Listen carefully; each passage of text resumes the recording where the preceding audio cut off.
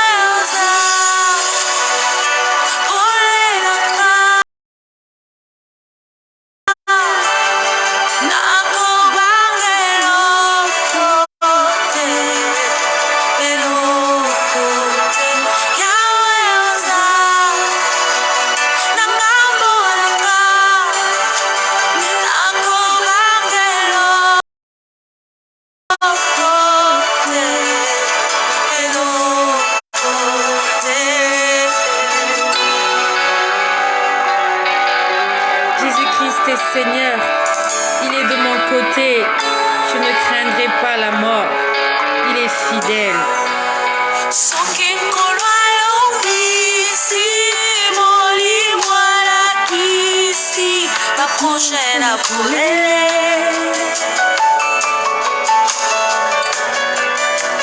Juste un temps de répit et leur équipe est remplie de plans qu'à mon lit. Bayena ma stratégie. Ils viennent avec de nouvelles stratégies. Bayepena bingame yasikae. Babongisi maplona bango. Balingeli makambo nako. Ngana katoli. Yaza. Gumaranga. Nako Oh Seigneur Jésus-Christ, notre Seigneur Jésus-Christ est bon. Merci pour toi qui es connecté à cette heure-ci. Nous sommes aujourd'hui le 24 octobre 2021. Que le nom de Jésus-Christ soit glorifié. Je peux sentir la présence de Dieu. Je peux sentir la présence de Dieu. Le Seigneur est au contrôle dans la vie de plusieurs personnes. J'aimerais te dire, ne perds pas espoir.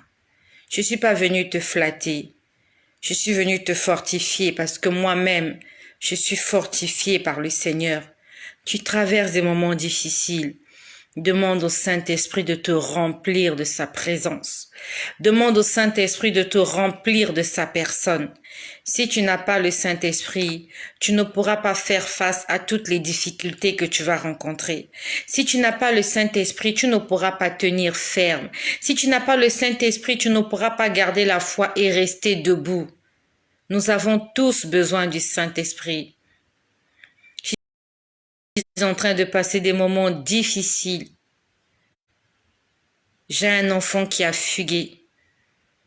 Je ne sais pas là où est parti l'enfant, je n'ai pas de nouvelles. Mais le Seigneur me console. Parce que je sais que Dieu a des projets pour moi et pour ma maison. Dieu a des projets pour moi et pour mes enfants. La Bible nous dit, celui qui demeure sous l'abri du Très-Haut repose à l'ombre du Tout-Puissant. Dans le psaume 91, si je demeure sous l'abri du Très-Haut, alors je repose à l'ombre du Tout-Puissant, pas seulement moi, mais avec mes enfants, avec ma maison. Tu es en train de passer des moments difficiles, je ne sais pas ce dont tu as besoin. Je ne sais pas ce que tu attends, je ne sais pas ce que tu cherches, mais n'abandonne pas le Seigneur Jésus-Christ. Il va te faire du bien, il va consoler ton cœur, il va te surprendre agréablement. Tu seras agréablement surpris par le Seigneur, n'abandonne pas la foi. La Bible nous dit, vaut mieux un jour dans les parvis du Seigneur que 1000 jours ailleurs. Vaut mieux un jour en présence de Dieu. Vaut mieux 1 minute, 1 heure dans la présence de Dieu que tout ce que nous faisons tout au long de la journée, loin de la présence de Dieu. Je suis comme toi, je traverse des moments difficiles, mais je regarde à Jésus. La Bible nous dit, je lève mes yeux vers les montagnes d'où me viendra le secours. Le secours me vient de l'Éternel qui a fait les cieux et la terre. Les hommes ne peuvent pas nous aider. Les hommes ne peuvent pas venir à notre secours. Ils peuvent venir, mais pas tout le temps. Ils ne seront jamais là à temps. Mais il y a quelqu'un qui vient toujours à temps. Il est fidèle. Et chaque fois qu'on l'appelle, il répond. Dans le livre de Jérémie 33, il a dit « Invoque-moi et je te répondrai ». Je vous ai dit comment je n'ai pas les nouvelles d'un de mes enfants depuis quelques jours. Mais je sais que le Seigneur veille sur cet enfant. Je peux imaginer comment le cœur de la mère de Moïse était brisé. Moïse était un enfant d'Israël, mais qui était né et qui avait grandi dans la maison de Pharaon. Il avait commis un meurtre et il avait été forcé d'aller en exil. Il s'est retrouvé dans le désert, mais le Seigneur l'a assisté, il l'a gardé. Parce que le Seigneur avait des projets pour Moïse. Le Seigneur a des projets avec quelqu'un pour qui tu pries. Cette personne est en train de s'égarer, cette personne s'est égarée, cette personne se retrouve loin. Cette personne se retrouve dans un trou. Mais il faut que tu saches que Dieu a des projets avec chacun d'entre nous. Alors que ses frères, ses sœurs, peut-être même sa mère était en train de se lamenter, n'ayant pas des nouvelles de son enfant. Moïse était quelque part chez Jéthro. Il était en train de s'occuper des brebis de Jéthro. Il avait trouvé une femme qu'on appelait Sarah. Et avec Sarah, il a eu des enfants. Et on peut lire cette histoire dans le livre de Genèse, comment un jour, alors qu'il s'occupait du troupeau de Jéthro, il a rencontré Dieu sur la montagne. Il a vu un buisson ardent qui ne se consumait pas.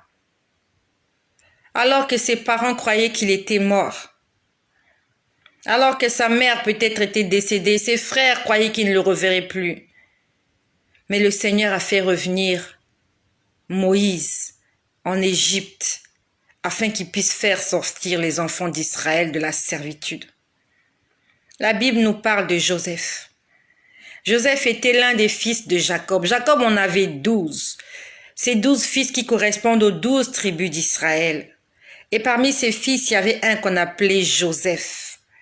La Bible nous dit que Joseph avait des songes, il avait des visions, il avait des rêves que Dieu lui montrait. Il savait que Dieu allait faire de lui quelqu'un de grand. Et il partageait ce songe et ses visions à ses frères, à sa famille. Mais il a été vendu comme esclave. Il s'est retrouvé en Égypte dans la maison de Potiphar. Il s'est retrouvé en prison accusé faussement de viol. Mais il s'est retrouvé à la tête d'un État qui n'était pas son État d'origine. Pendant toutes ces années, le cœur de son père était meurtri. Jacob était en train de pleurer son fils.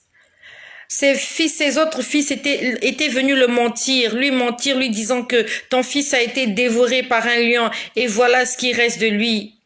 Ils ont ramené une tunique baignée de sang. Jacob a vu la tunique de son fils Joseph. Il a pleuré. Il a pleuré.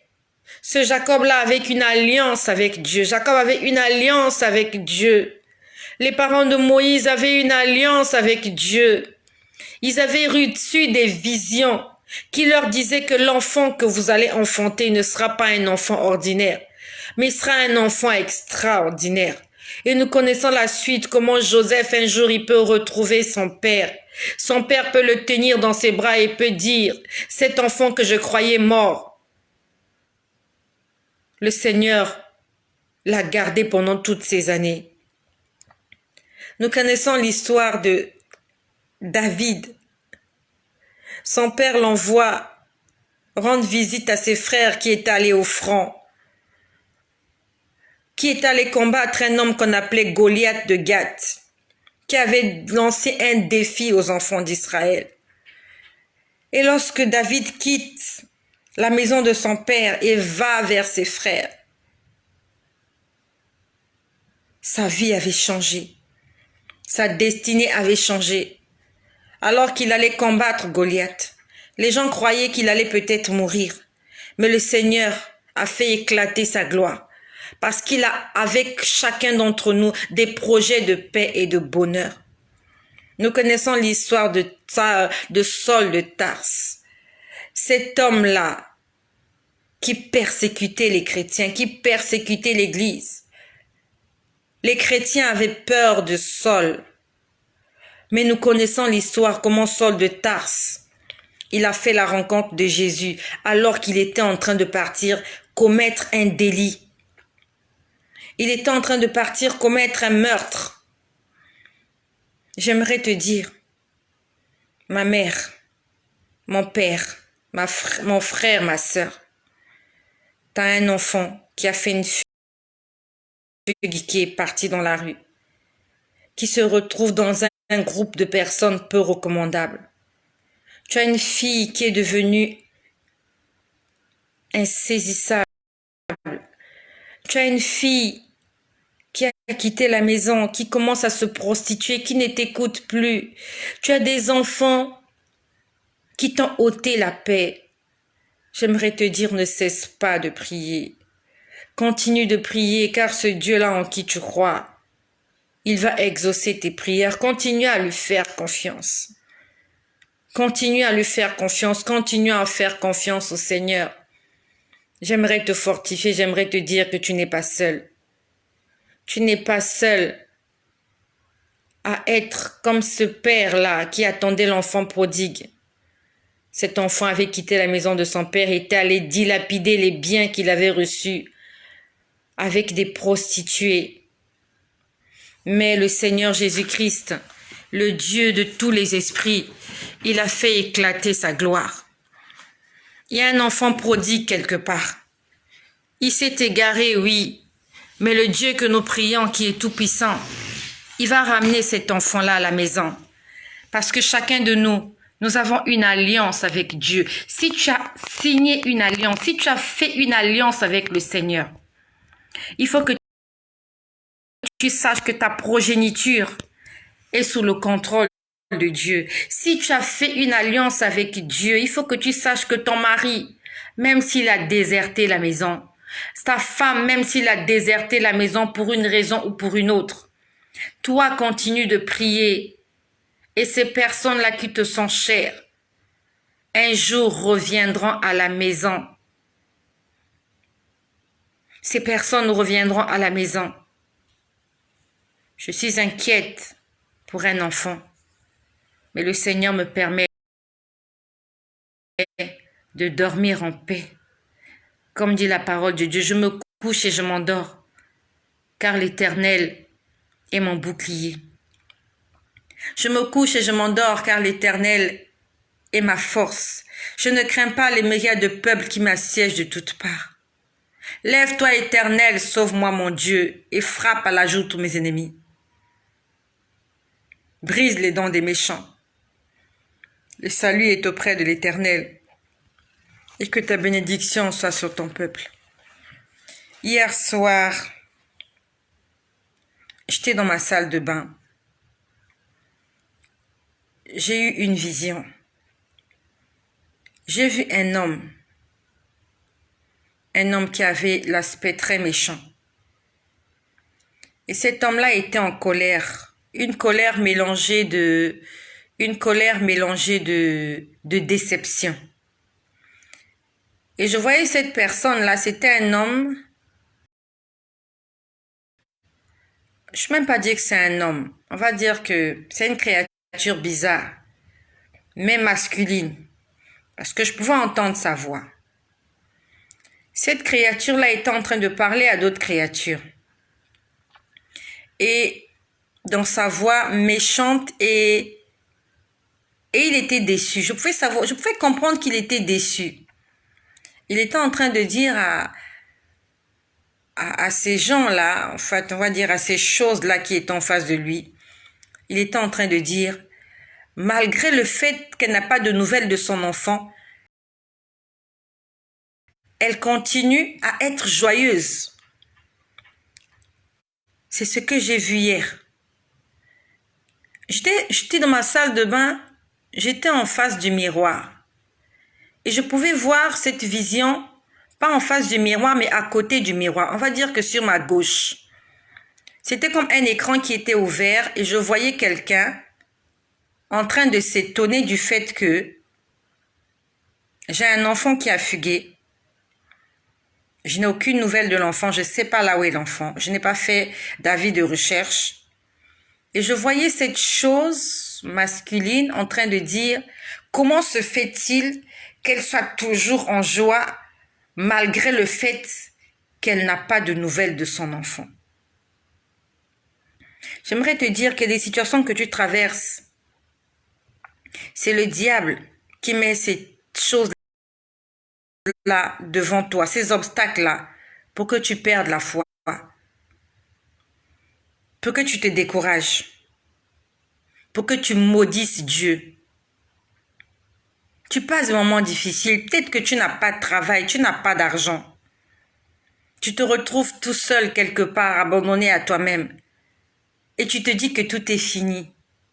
Commence à louer le Seigneur.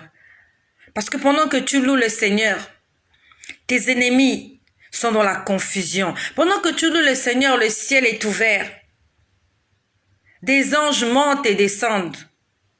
Comme ce que la Bible nous dit au lieu qu'on appelle Bethel. On dit que Jacob, il s'est arrêté quelque part. Et alors qu'il était en train de dormir, il voyait à cet endroit les anges monter et descendre. Ça se passe comme ça quand tu loues le Seigneur. Quand tu loues le Seigneur, l'enfer tremble. Quand tu loues le Seigneur, le ciel est ouvert. Les anges montent et descendent. Ils montent avec tes prières. Ils montent avec tes doléances. Ils montent avec tes demandes. Et ils descendent avec ton miracle. Ils descendent avec tes récompenses. Ils descendent avec tes réponses. Chante, loue, adore le Seigneur. La Bible nous dit en toutes choses rendez grâce. La Bible nous dit que toute chose concourt au bien de ceux qui aiment Dieu. Si tu aimes Dieu, ça veut dire que tout ce que tu vas rencontrer dans ta vie, ça va concourir à ton bien. Ça ne va pas te détruire, ça ne va pas te tuer, mais ça va te rendre plus fort. Si tu aimes Dieu, et quand je parle de si tu aimes Dieu, comme dit la Bible, si vous m'aimez, gardez mes commandements. Ça dit que si tu gardes les commandements de Dieu, si tu crains Dieu, si tu lui obéis, même si tu traverses des moments difficiles, tout ce que tu vas traverser, ça sera pour te rendre plus fort. C'est pour qu'un jour que tu puisses témoigner.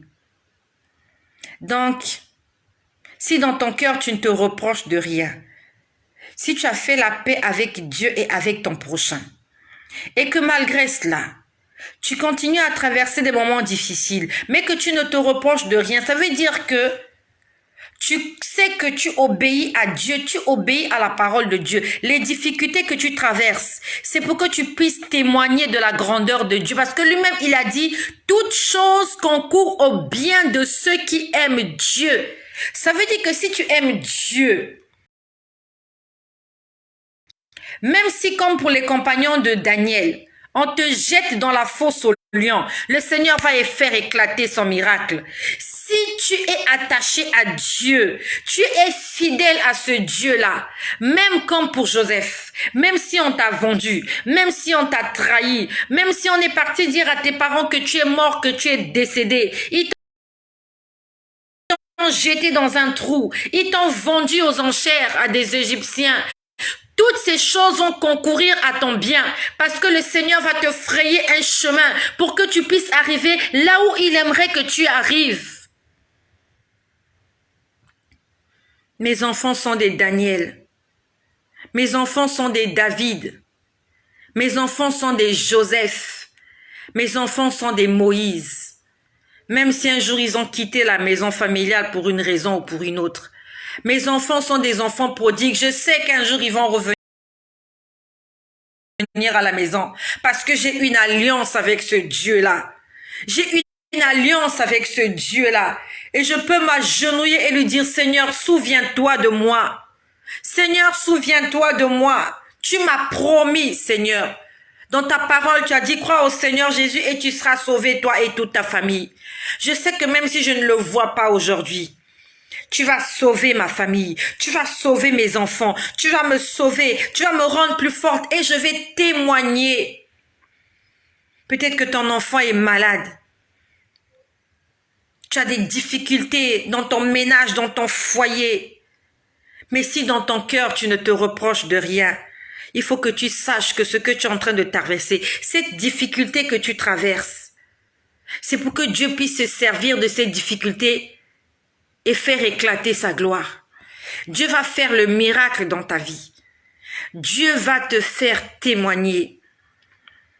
Pour témoigner, il faut avoir une histoire à raconter. Et cette histoire-là, c'est ce que tu es en train de traverser aujourd'hui. Un jour, toi aussi, tu pourras prendre ton téléphone, ton iPhone, aller sur les réseaux sociaux, parler de ta vie, dire « Voilà ce que j'ai vécu pendant tant d'années. J'ai été une mère meurtrie, j'ai été une mère meurtrie. J'ai été déçue par mes enfants, j'ai été déçue par mon mari, j'ai été malade, j'ai traversé des moments difficiles, mais aujourd'hui, je peux dire « Abba, Père. Jésus-Christ est Seigneur. N'abandonne pas. N'abandonne pas mon frère. N'abandonne pas ma sœur.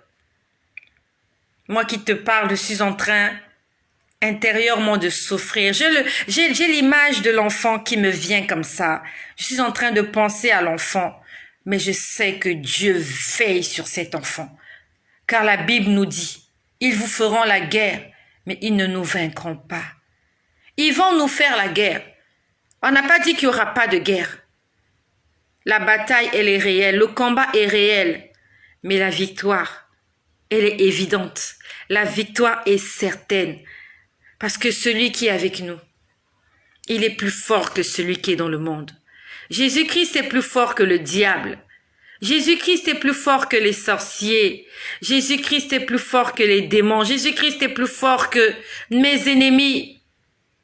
Jésus-Christ est plus fort. Et même si l'enfant est en train de traverser des moments d'adolescence, des crises d'adolescence, je sais que ce Dieu-là va me le ramener à la maison. Il va revenir à la maison. Il va revenir à la maison. Et je vais continuer à chanter. Quelles que soient les difficultés, je m'accroche à Jésus. Je ne vais pas abandonner parce que j'ai vu cet homme-là, c'est un esprit impur. Il était en train de s'étonner du fait que malgré que je sois une maman souciante, entre guillemets, je continue à sourire. Je continue à chanter. Je continue à louer le Seigneur. Je continue à témoigner de la grandeur de Jésus. Je continue à prêcher. Rien ne m'arrêtera. Rien ne m'arrêtera. Je vais continuer ma course jusqu'au bout. Rien ne pourra m'arrêter. Le Seigneur me fait passer par là. Peut-être me prouver que je suis forte ou peut-être pour me rendre plus forte. Ma foi augmente de jour en jour. Elle ne faiblit pas. Ma foi ne faiblit pas. Mais tous les jours, je suis forte parce que mon espérance est en Jésus. Mon espérance est en Jésus. Mets en Jésus-Christ ta confiance et il agira. Fais-lui confiance. Fais-lui confiance. Et il agira. Hier, nous sommes aujourd'hui le 24 octobre. Hier, nous étions le 23 octobre. Quand j'ai fini de voir cette image dans la salle de bain, où je voyais cette personne-là qui était énervée et qui était déçue du fait que je suis restée inébranlable. J'ai fini de m'occuper de mes affaires et je me suis mise au lit, j'étais en train de prier. Quand j'étais en train de prier, j'ai vu beaucoup de choses. d'autres que j'ai oubliées. Mais parmi les choses que j'ai vu des gens entrer chez moi. Pendant que je priais, il y a des gens qui sont entrés dans ma chambre. En général, je n'aime pas laisser la lumière allumée dans ma chambre. Là, je l'ai allumée parce que je fais cette vidéo. Et pendant que je priais, en fait, la lumière était éteinte. Mais je pouvais voir qu'il y avait la lumière dans la chambre. Et je voyais des gens entrer dans la chambre. Je crois qu'ils étaient au nombre de 5. Honnêtement, je crois qu'ils étaient 5. Je n'ai pas trop bien compté, mais je voyais des gens défiler et ils étaient habillés comme des rabbins. Vous voyez, les rabbins, ce sont ces juifs-là. Quand on les montre souvent à la télévision, ils sont souvent au mur de lamentation et ils font des prières. Ces gens-là étaient habillés comme ça. Habillés comme des juifs, comme des rabbins, avec leurs mèches de cheveux qui tombent là et leurs espèces de chapeaux. Et parmi eux, je crois qu'ils étaient 5. Je crois qu'ils étaient 5, je crois bien. Parmi eux, il y avait un qui avait un sac à dos. Un sac au dos. Et quand j'ai vu ce sac au dos, quelque chose en moi, à l'intérieur de moi, m'a dit qu'il y a des choses à l'intérieur. Ils sont venus pour faire un travail. Ça, c'est vraiment ce que j'ai ressenti à l'intérieur de moi. Parce que tous, ils avaient les bras ballants, sauf un. Il y avait un, je crois que c'était l'avant-dernier. Il avait un sac au dos. Et on sait quand on a un sac, le sac, c'est pour transporter des effets. Je ne sais pas ce qu'il y avait à l'intérieur, mais je sais qu'il y avait des outils. J'ai pas vu ces outils, mais je pouvais avoir une intelligence. Je savais qu'il y avait des outils et qu'ils voulaient faire un travail. Ils étaient venus pour faire un travail. Moi, je ne les ai pas vus sous forme d'anges. Je les ai vus sous forme de juifs, comme des rabbins. Puis après, j'ai vu plusieurs autres choses dont je ne me souviens plus et je me suis endormie. Ce matin, je me suis réveillée assez tôt. Je me suis réveillée à 6 heures. Quand je me suis réveillée à 6 heures, j'étais en train de rendre grâce au Seigneur pour la journée. J'étais en train de prier et j'ai vu une image. J'ai vu un homme. Cet homme était assis par terre. Il était en train de travailler la terre. Il était rempli de boue. Quand je parle de la boue, c'était de l'argile. De l'argile de couleur claire. Il était en train de travailler de l'argile. Assis par terre. On va dire que vraiment, il était trempé d'argile. Et de ses mains, il était en train de fabriquer des choses. Avec ses mains, il fabriquait des choses. Je l'ai vu ce matin. Je ne dormais pas. J'étais en train de prier. J'ai vu un homme en train de sculpter, de fabriquer des choses avec de l'argile. Et quand je vois cette image, intérieurement, je ne sais pas qui peut parler, mais on me dit, celui que tu vois, c'est le potier. On m'a dit, c'est le potier. Je pouvais le voir, il était en face d'un mur, assis par terre. Il était en train de malaxer l'argile. Il était en train de faire des choses. Je le voyais fabriquer des choses avec ses mains. On m'a dit, c'est le potier. J'aimerais te dire, notre potier, c'est Dieu. La Bible nous dit que nous sommes des vases dans la maison de Dieu. Il nous a façonnés, il nous a sculptés avec ses mains. Et il n'a pas fini de faire ce travail-là. Tant que la terre existe, Dieu va continuer à façonner, à sculpter des gens. Le Seigneur est en train de façonner quelqu'un. Le Seigneur est en train de régénérer la vie de quelqu'un. Le Seigneur est en train de faire un travail dans la vie de quelqu'un. Et j'étais en train de prier non seulement pour mon enfant qui a quitté la maison, mais j'étais en train de prier pour tous les enfants du monde entier. Et je pouvais voir ce potier-là en train de travailler de l'argile. Quelqu'un m'a dit, regarde le potier. En fait, il est déjà en train de travailler. Peut-être que le produit n'est pas encore fini. Le pot n'a pas encore la forme que le potier aimerait lui donner. Mais le potier est déjà en train de travailler. J'aimerais te dire que nous avons un avocat auprès du Père. Si nous lui demandons quelque chose et si nous savons dans notre cœur qu'il va agir, Dieu va le faire. J'ai vu quelqu'un en train de travailler l'argile. Il était rempli d'argile partout. Il était assis par terre, pas assis sur une chaise. Quand on voit les potiers à la télévision, ils sont assis sur des chaises. Ils ont eu une espèce, je sais pas moi comment on appelle ça, de quelque chose qui tourne là, où ils fabriquent leurs pots. Non. Moi, j'ai pas vu cette machine-là qui fabrique les pots.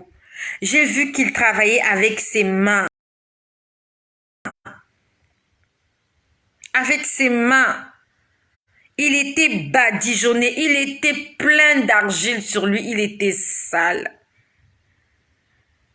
J'aimerais te dire, n'arrête pas de demander au potier de continuer l'œuvre qu'il a commencée dans ta vie. N'arrête pas de demander au potier de continuer l'œuvre qu'il a commencée dans la vie de tes enfants. N'arrête pas de demander au potier de continuer l'œuvre qu'il a commencée dans la vie de ton mari. N'arrête pas de demander au potier de continuer l'œuvre qu'il a commencée dans ton couple, dans ton foyer, dans ta famille, dans ta maison, dans tes entreprises. J'ai vu ce potier en train de travailler. Dieu est en train de travailler. Dieu n'est pas fatigué. Dieu n'a pas cessé de travailler. Il est en train de travailler pour chacun d'entre nous. Je suis dans l'attente comme le père de l'enfant prodigue. Je suis dans l'attente que l'enfant revienne à la maison. Tous les matins quand je me réveille, je me dis, j'espère qu'il va revenir aujourd'hui. Comme le fils prodigue, je sais que l'enfant va revenir. Et toi aussi, tu as perdu quelque chose. Tu as perdu ta dignité. Tu as perdu ta foi. Tu as perdu quelque chose. J'aimerais te dire que dans le monde spirituel, dans l'invisible, Dieu est en train de travailler dans ta vie. Dieu est en train de faire quelque chose. Sois patient. Un pot ne se fabrique pas en quelques minutes. Lorsqu'on a fini de le façonner, on doit le mettre au four pour qu'il durcisse. Le four, c'est la chaleur. Le four, c'est peut-être les tribulations, peut-être les choses que tu vas rencontrer qui vont te briser, mais qui vont te rendre plus fort. Dans le four, il y a le feu. Le feu qui vient pour purifier. Le feu qui vient pour solidifier le vase. Nous devons passer par ce feu. Ça ne va pas nous brûler, mais ça va nous rendre plus forts. Je t'exhorte à être plus fort. Hier, pendant que je priais, j'ai vu des gens entrer dans ma chambre. Ils étaient au nombre de 5. Et parmi les 5, il y avait quelqu'un qui avait un sac à dos. Et dans ce sac à dos, il y avait des outils. Et ces outils-là, c'est pour travailler. Je ne sais pas s'il y avait des marteaux, s'il y avait des pioches, s'il y avait des houes, s'il y avait je ne sais pas quoi, mais c'est pour travailler. Ils sont venus travailler. Vous savez, les anges ont un ministère. Et quand je parle de ce genre de choses, je sais de quoi je parle. Les anges ont un ministère et chaque ange, chaque catégorie d'ange a un ministère bien spécifique. Ce que je te dis, je ne l'ai pas appris à l'école biblique. Bien sûr, on en parle à l'école biblique, à l'église, on en parle. Mais moi, je te parle des choses que j'ai vues, que le Seigneur m'a fait voir et qu'il m'a enseigné. Il y a des catégories d'anges. Et chaque catégorie d'anges a une mission bien spécifique dans la vie de chaque personne. Il y a un ange qui est là pour écouter tes prières et pour les emmener. Il y a un ange qui est là pour ta protection. Il y a un ange qui est là pour te surveiller. Chaque ange a une mission spécifique dans ta vie. Et hier, j'en ai vu 5. Je ne les ai pas vus avec des ailes. Je ne les ai pas vus habillés en robe blanche. Je les ai vus habillés comme des rabbins, comme des juifs. Ils sont entrés dans ma chambre et je sais qu'ils sont venus faire un travail. Parce que le Seigneur, du haut du ciel là où il entend mes prières. Pas parce qu'il est loin, mais parce qu'il est là. Je sais qu'il est là. Il y a un matin, je crois que c'était en 2019 ou en 2020, je me rappelle plus. C'était un 25 décembre. Vous savez, le 25 décembre, les gens s'offrent des cadeaux. Le 25 décembre, les parents offrent des cadeaux aux enfants, ainsi de suite. Et moi, ce 25 décembre-là, j'avais vécu quelque chose d'extraordinaire et je l'ai déjà partagé ici. J'ai reçu la visite du Seigneur. Le Seigneur Jésus est venu me rendre visite. Le 25 décembre, je crois 2019 ou 2018, je crois que c'était 2019. Il était très tôt le matin. Et les anges étaient en train de me dire, prépare-toi, ton père viendra te voir. Il me disait, prépare-toi, il y a ton père qui viendra te voir. Et j'étais heureuse, j'étais allongée sur mon lit, mais je me suis retrouvée dans un autre endroit. Alors que j'étais allongée sur mon lit, je me suis retrouvée ailleurs, dans un endroit blanc, tout blanc, c'était parfait. Et il me disait, ton père viendra te rendre visite. Prépare-toi, il est en train de venir. Mais il faut pas qu'il vienne te trouver bras ballants. Et ces anges-là, ils étaient au nombre de 2. Quand je dis des anges, c'était des anges. Avec des robes blanches, avec des ailes. Il me disait, quand ton père viendra, il faut qu'il te trouve en train de faire quelque chose. Tu dois être en train de travailler. Qu'est-ce qu'il me disait? Et ils m'ont fait asseoir sur une chaise, là où j'étais en train de trier des papiers. Il y avait des papiers froissés et on me demandait de défroisser les papiers. J'en ai déjà parlé. Je ne sais pas. Cette chaîne, bientôt, elle va avoir 1 an. J'ai plus de 1000 partages que j'ai fait. Je peux pas te dire quand est-ce que j'ai fait ce partage. Mais je peux te dire que Dieu peut venir te rendre visite dans ta chambre, dans ta maison. Dieu n'est pas loin. Il est juste là dans ton cœur. Et quand tu murmures, quand tu chuchotes, quand tu penses, quand tu réfléchis, il sait tout ce que tu penses. Il écoute tous tes murmures. Tes pensées, il les connaît par cœur. Il les connaît. Et il sait de quoi tu as besoin. Dieu sait de quoi tu as besoin. Continuons à lui faire confiance. Il ne va pas nous décevoir. Dieu ne déçoit jamais. Dieu ne ment jamais. S'il ment, alors il n'est plus Dieu. Si Dieu t'a menti, alors il n'est plus Dieu. Il t'a fait des promesses. Si tu n'es pas encore mort, il faut que tu saches que ces promesses vont se réaliser. La seule condition de voir les promesses de Dieu se réaliser, il faut que tu sois vivant. Il faut que tu sois vivant. Et pour être vivant, nous devons être accrochés au tronc, à l'arbre. Nous sommes des branches. Quand une branche est coupée du tronc, de l'arbre, la branche ne vit plus. Elle tombe par terre, elle sèche. Elle est ramassée et jetée au feu. Nous sommes des branches. Et Jésus-Christ est l'arbre. Nous devons rester attachés à l'arbre, afin que nous qui sommes les branches, nous ayons un feuillage verdoyant. Afin que nous qui sommes les branches, nous puissions produire du fruit. Il faut que la sève puisse circuler en nous. Et cette sève-là, c'est le Saint-Esprit. Quand on coupe une branche, la branche meurt. On l'utilise comme bois de chauffe. Reste accroché à Jésus-Christ. Reste accroché à l'arbre, afin que ton feuillage soit toujours verdoyant et afin que tu puisses donner du fruit en sa saison. Sois fortifié.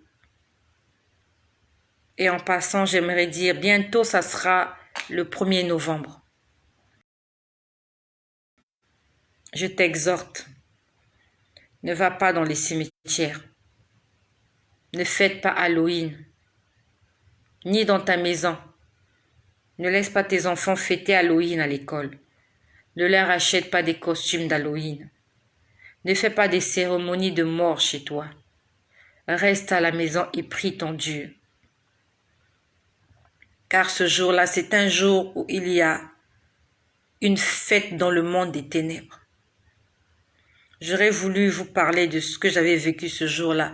C'était un 1er novembre, je crois que c'était 2000. Si c'était pas 2018, 2019, 1er novembre.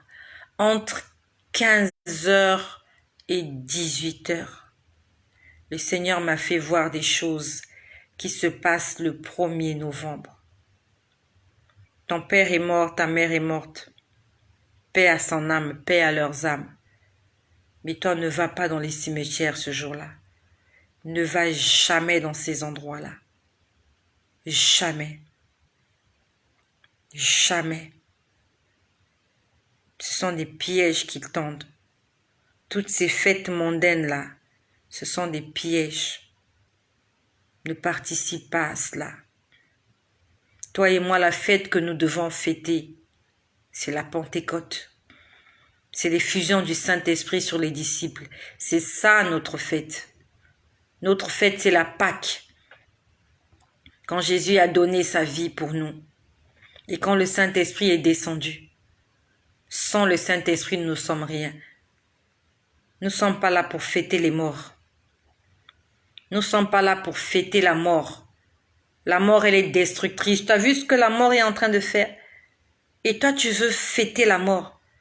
Tu veux célébrer la mort alors que quand la mort frappe dans ta famille, tu es malheureuse, tu es malheureux. Quand la mort court après toi, tu te mets à courir. Mais quand les hommes ont décrété une journée spéciale pour la mort, toi tu te mets à danser, à chanter, en glorifiant la mort. Mon peuple meurt parce qu'il lui manque la connaissance. Aujourd'hui, Dieu nous permet d'être au courant de certaines choses, de connaître. Ne fête pas la Toussaint. Faut pas fêter la Toussaint. Ne faites pas. Tu vas attirer les esprits de mort dans ta maison. Ils vont te capturer. Ils vont aller t'enchaîner quelque part. Pas physiquement, mais d'abord en esprit. Tu seras leur proie. Et le jour où ils auront besoin de faire de toi ce qu'ils veulent, ils ne vont pas se gêner. Ils ne vont pas hésiter. Parce que tu leur auras ouvert une porte d'accès dans ta vie. Merci à toutes les personnes qui sont là. Merci à ma sœur Charlotte depuis la Tunisie. Merci à SJAW qui est là.